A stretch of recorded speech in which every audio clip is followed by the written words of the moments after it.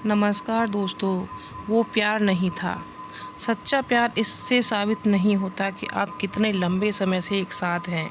सच्चा प्यार तब पता चलता है जब परिस्थितियां खराब चल रही हों और फिर भी आप एक दूसरे के साथ रहें, एक दूसरे को सपोर्ट करें और ज़िंदगी में साथ आगे बढ़ें।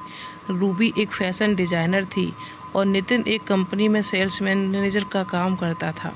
रूबी और नितिन एक दूसरे के कॉलेज से जानते थे। वे एक दूसरे से प्यार करते थे। उनके रिलेशन को लगभग 6 साल हो गए थे और रूबी नितिन से शादी करना चाहती थी। पिछले महीने नितिन का प्रमोशन हुआ था तो इसी कारण उसे दूसरे शहर में शिफ्ट होना पड़ा।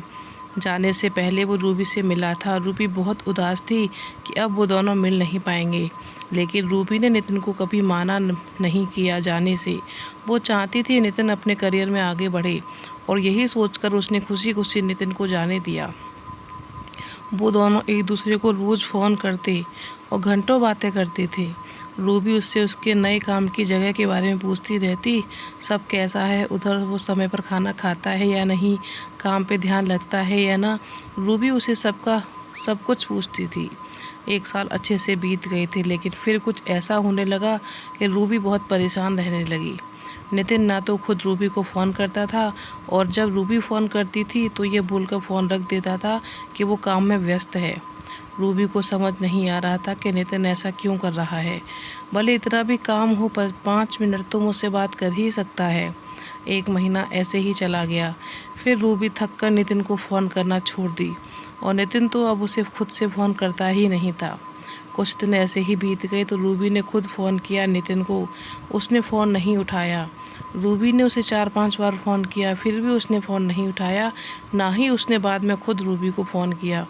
रूबी बहुत परेशान हो गई, सोचने लगी सच में नितिन काम में व्यस्त रहता है या कुछ और बात है। कुछ दिन बाद रूबी अपने काम से छुट्टी लेकर नितिन को बिना बताए उससे मिलने चली गई। रूबी को नितिन का पूरा पता मालूम था कि वो कहाँ रहता है।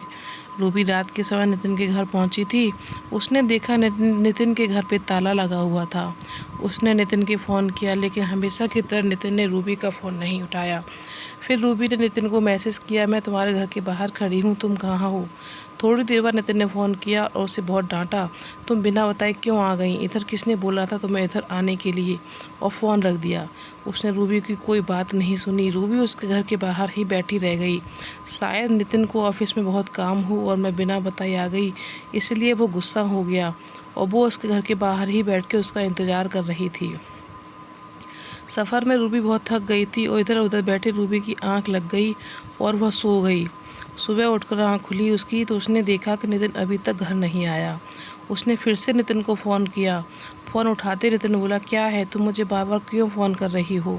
रूबी बोली, तुम कहाँ हो, रात भर तुम घर नहीं आए, मैं इधर तुम्हारे घर के बाहर कल रात से तुम्हारा इंतज़ार कर रही हूँ। नितिन गुस्से में बोला, तुम चली जाओ, मैं नहीं आ सकता। रूबी की आंखों में आंसू आ गए। रूबी बोली, क्यों कर रही हो ऐसी, मेरी क्या गलती है ये तो बताओ। नितिन बोला, तुम जाओ, मुझे तुमसे कोई बात नहीं करनी, और फिर फ़ोन रख दिया। रूबी बहुत रोने लगी। उसके पास वापस जाने के अलावा कोई रास्ता नहीं था। वो अनजान शहर में नितिन को कैसे कहाँ ढूंढती। फिर उसने सोचा कि नितिन के पड़ोसियों से एक बार पूछ ले कि नितिन यहीं रहता है न कहीं और शिफ्ट हो गया है। उसने पूछा तो उसे पता चला कि पिछले 1 महीने से नितिन यहाँ रहता ही नहीं है। यह सुनकर उसे बहुत बुरा लगा कि नितिन ने उसे कुछ नहीं बताया था, वो कहीं और शिफ्ट हो गया।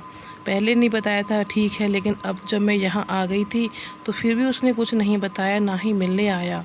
वो यहाँ पर अपने घर लौट गई। वो बहुत बेचैन हो रही थी, नितिन ऐसा क्यों कर रहा है। वो नितिन को फ़ोन कर मैसेज करती रहती थी, लेकिन वो न तो फ़ोन उठाता न ही मैसेज का कोई रिप्लाई देता।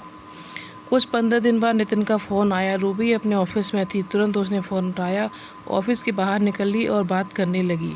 वो पूछने लगी, नितिन तुम्हें क्या हो गया है, तुम मेरे साथ ऐसे क्यों कर रहे हो, मुझसे कोई गलती हुई है तो मुझे बताओ, लेकिन मुझे ऐसे इग्नोर नहीं करो, मुझसे बात करो। उधर से नितिन बोला, अब प्लीज़ तुम मुझे भूल जाओ, मैं किसी और से प्यार करता हूँ और उससे शादी करने वाला हूँ।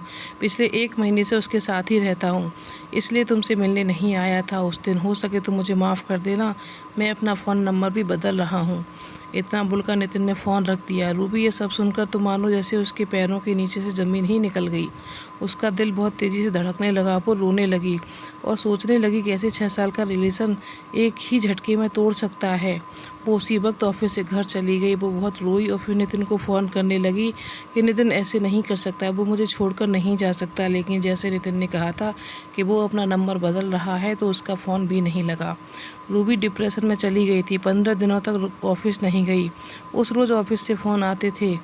आखिर में उसके बॉस ने उसे बोल दिया ऐसे ही कुछ दिन और चला तो उसे अपनी नौकरी से हाथ धोने पड़ेंगे।